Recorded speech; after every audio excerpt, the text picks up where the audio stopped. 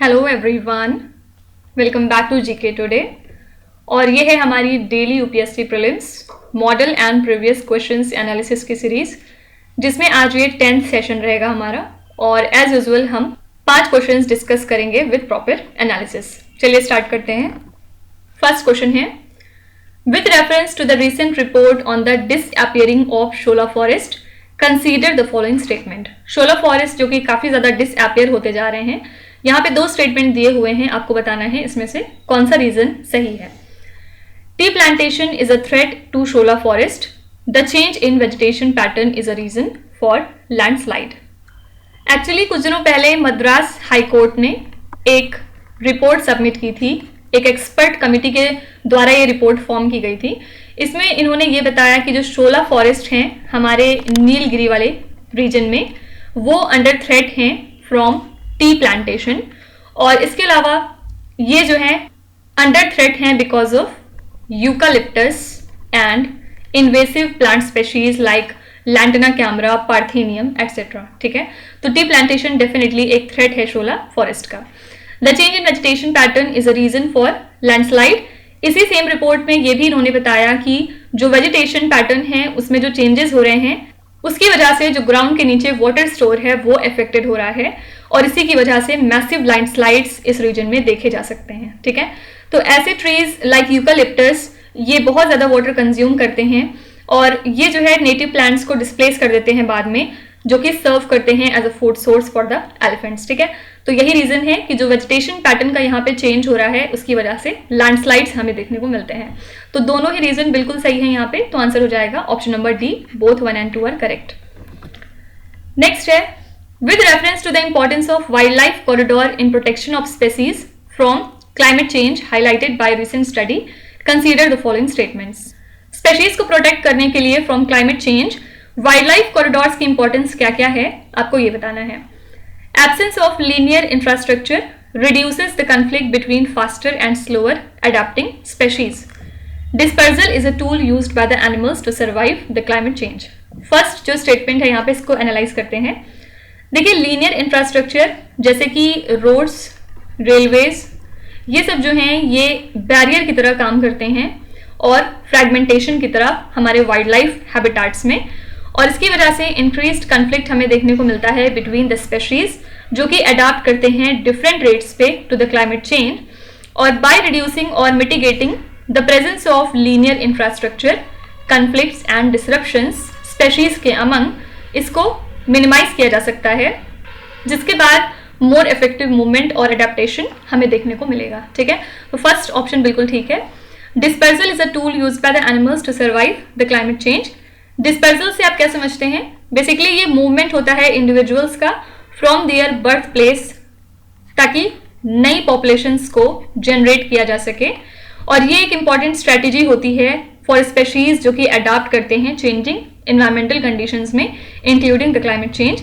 और डिस्पर्सल जो है वो इंडिविजुअल्स को अलाउ करता है कि वो सूटेबल हैबिटाट्स को सीक आउट कर सकें, रिसोर्सेज के जो चेंजेस हैं उनको ट्रैक कर सकें, और नए एरियाज में जाके सेटल हो सकें जो कि ज़्यादा फेवरेबल होते हैं इनके लिए अंडर न्यू क्लाइमेटिक कंडीशन। ठीक है, तो ये एक स्पेशल या इंपॉर्टेंट टूल होता है स्पेशीज के लिए, जिसके बाद वो अपनी रेजिलियंस को और सर्वाइवल को इंक्रीज करते हैं in the face of climate change impact. ठीक है, तो दोनों बातें बिल्कुल सही हैं in relation to the importance of wildlife corridors and dispersal in protecting species from climate change.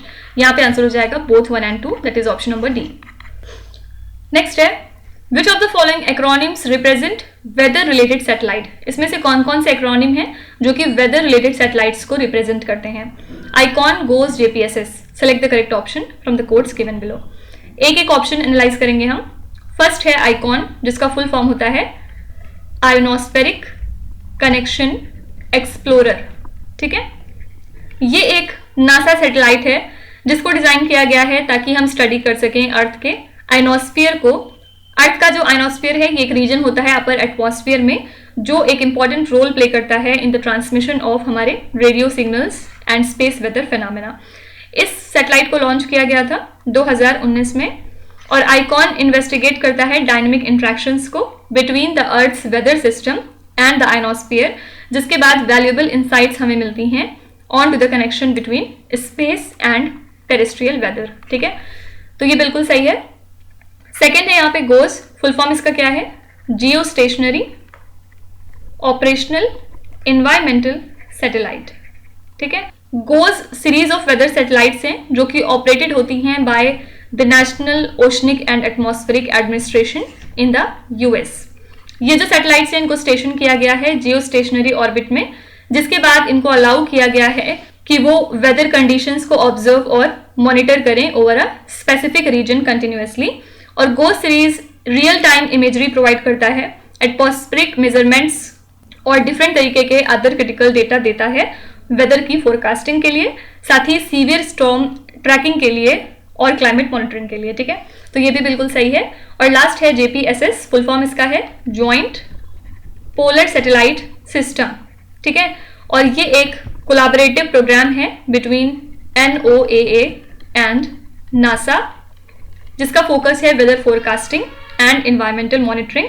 JPSS satellites earth के अराउंड ऑर्बिट करते हैं फ्रॉम पोल टू पोल और फिर क्रूशल ऑब्जर्वेशन प्रोवाइड करते हैं एटमॉस्फेरिक टेम्परेचर से रिलेटेड और humidity profile से रिलेटेड। ठीक है, तो ये जो ऑब्जर्वेशंस हैं ये इंपॉर्टेंट साबित होते हैं हमारी वेदर फोरकास्टिंग एक्यूरेसी को इंप्रूव करने के लिए, सीवियर वेदर इवेंट्स को ट्रैक करने के लिए और लॉन्ग टर्म क्लाइमेट ट्रेंड्स को मॉनिटर करने के लिए। ठीक है, तो यहाँ पे आंसर हो जाएगा 1, 2 एंड 3 सारे बिल्कुल ठीक थे, ऑप्शन नंबर डी।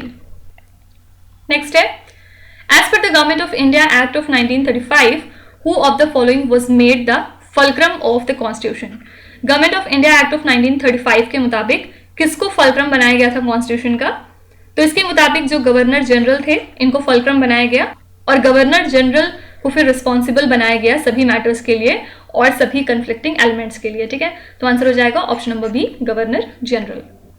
लास्ट है, mangrove cover in Gujarat are found in which of the following places.